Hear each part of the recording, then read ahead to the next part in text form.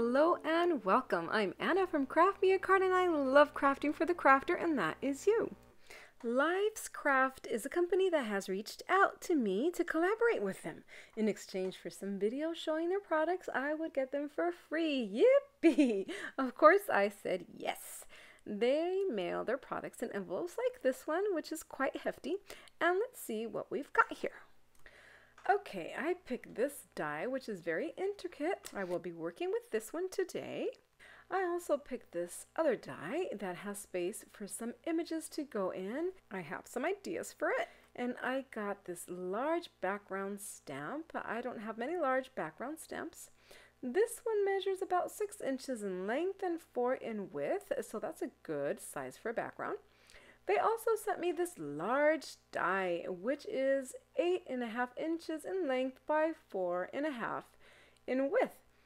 And this is perfect for creating 3D projects. You'll see me playing with this in the future for sure.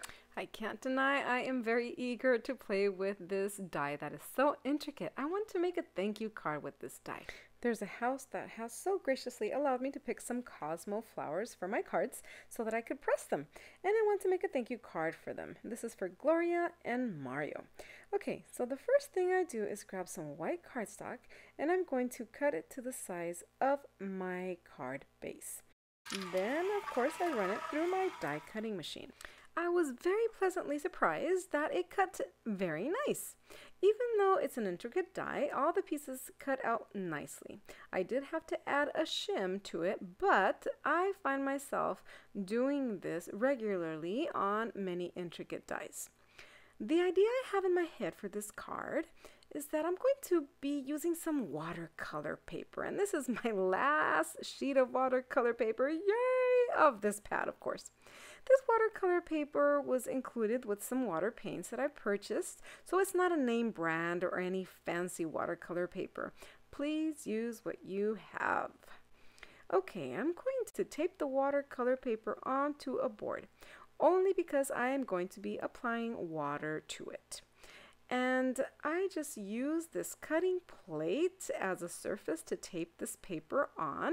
And this is only because I had it on hand. But you can use anything sturdy that you might have in your craft room.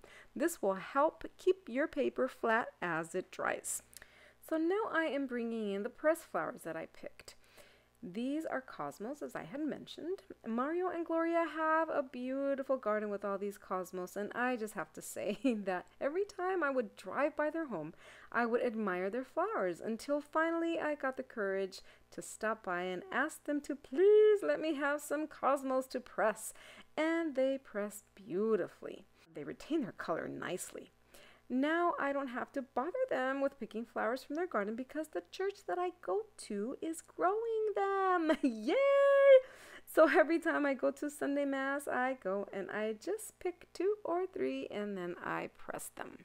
For my colors, I'm going to be bringing in these memento markers that I used in a previous video. These colors match perfectly with the colors of the cosmos. Now the idea that I have is to create a background for this die that's a little different, one that would be not so abstract.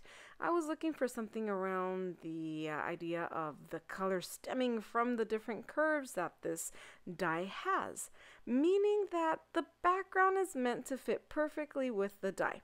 I hope this makes sense. You'll see what I'm envisioning. I bring 2 of the colors that I think best fits the colors of the cosmos, and I just scribble them on to an acrylic block. You could use any slick surface you might have for this.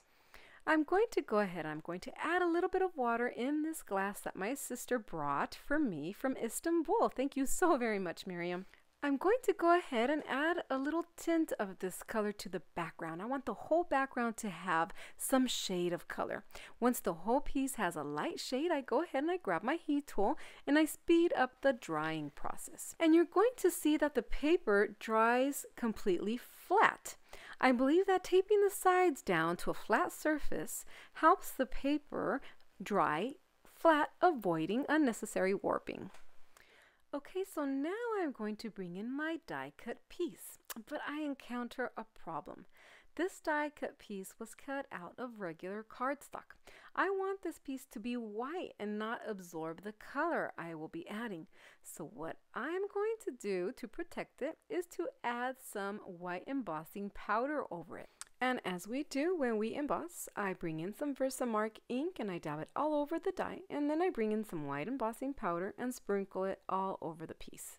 Then with my heat tool, I melt these powders away. I repeat this process about 3 times, just so that this piece has a nice thick coating over it. The embossing powder will create a plastic-like coat over it.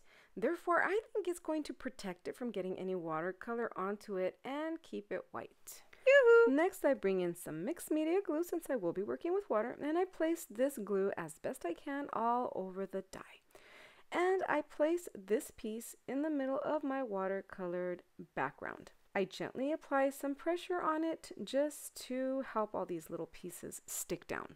And for those little edges that I missed, I just go ahead and I bring in some more glue and I help them stick down. Just make sure everything is well adhered to your background. Okay, so now is the time to bring in that color. So I bring in a thin brush and I bring in my acrylic block that already has a little bit of color. I work a section at a time here. I bring in some water, I apply it to a section, and then I bring in the color. And because the watercolor paper is already wet, when the color goes onto this piece, it naturally spreads, it disperses. So this is the look that I am going for here. I want this piece to actually look like it was colored intentionally. Let me zoom in a bit for you here. Now I do have to say that this die is perfect for a background that you can just splat or do the smushing technique and then you just put the die right on top of it, and I think it'll look gorgeous. But I was looking for something a little bit more thought of. I guess I was feeling inspired to color, and this die really reminded me of those adult coloring books where you have these more complicated images, more intricate images, and they're meant for adults to color. And it's meant to be relaxing, and I have to say, in all honest truth, doing this, coloring this die really did relax me. I have to say I thoroughly enjoyed it. So this is what I was looking for when I was envisioning what my project would be today. I wanted the color to be stemming from certain parts of the die and just make this die stand out more and make it look like the background was meant to be for this die. And as I needed color, just go ahead and I scribble more marker onto my acrylic block, grab a little bit of water, and grab some of that color. Always applying some clean water before applying the color. This way, again, the color can move on its own and it could give you that watercolor look. I used 2 different colors of these Memento markers, a lighter one and a darker one, and just applying more color where I wanted it, of course, a little darker. After I'm done coloring the piece, I bring in the heat tool to help speed up the drying process. And as I'm doing this, I notice that I missed embossing this little piece here. But no worries, we have solutions. So first I thought of bringing in my white Jelly Roll pen, and it didn't color it as well as I wanted to. I guess because the piece was still a little wet. So I resort to good old correction fluid, and this is like a liquid paper, whiteout, and I just go ahead and I cover this piece and it covers beautifully. I have to say that having this correction fluid that is white comes in quite handy in the craft room. I find myself reaching for it for different things. Okay, so now that this piece, I consider it's complete, I go ahead and I remove the tape that is holding it down. This was just washi tape I used, but be careful because it can rip your paper when you're removing it, so just remove it slowly. Okay, I bring in my card base and I notice that my card base is a little bit larger than my main piece. So this lends itself to create a nice border around this piece. Okay, now I'm bringing in the markers once again, and using the same method, I go ahead and apply some colors to the edges of the card base. And I just want to continue with that watercolor look. So applying different layers of color because I want this frame to have the darkest shade that is found in my background. I feel that having it a little bit darker will help this main piece stand out. And then again, Once it's finished, I resort to my heat tool to speed up that drying process. Once the edges are nice and dry, I glue the main piece onto my card base using regular liquid glue. Off camera, I go ahead and I cut out the words "thank you" using 2 different metal die sets. I felt it would be fun to have 2 different kinds of fonts for the thank you. And the sentiment was also colored using the memento markers. And since the background die is embossed, I decided to use multimedia glue to stick the sentiment down because of the slick surface that the embossing creates. Now to glue these beautiful cosmos onto the card.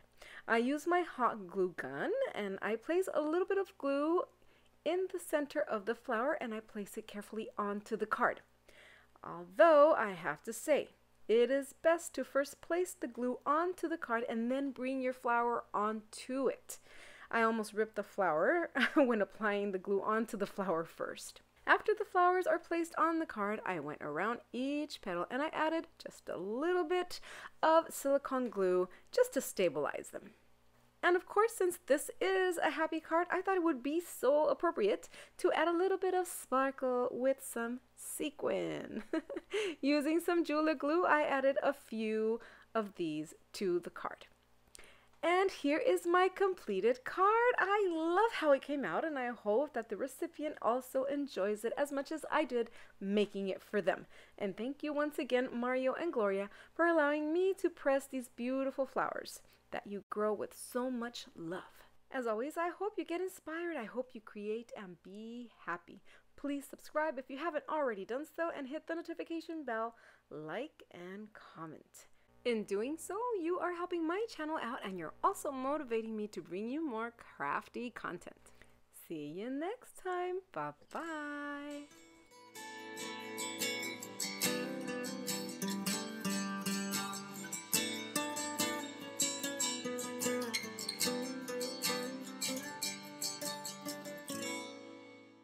Oh, tummy.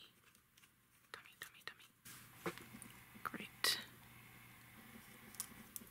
Ow.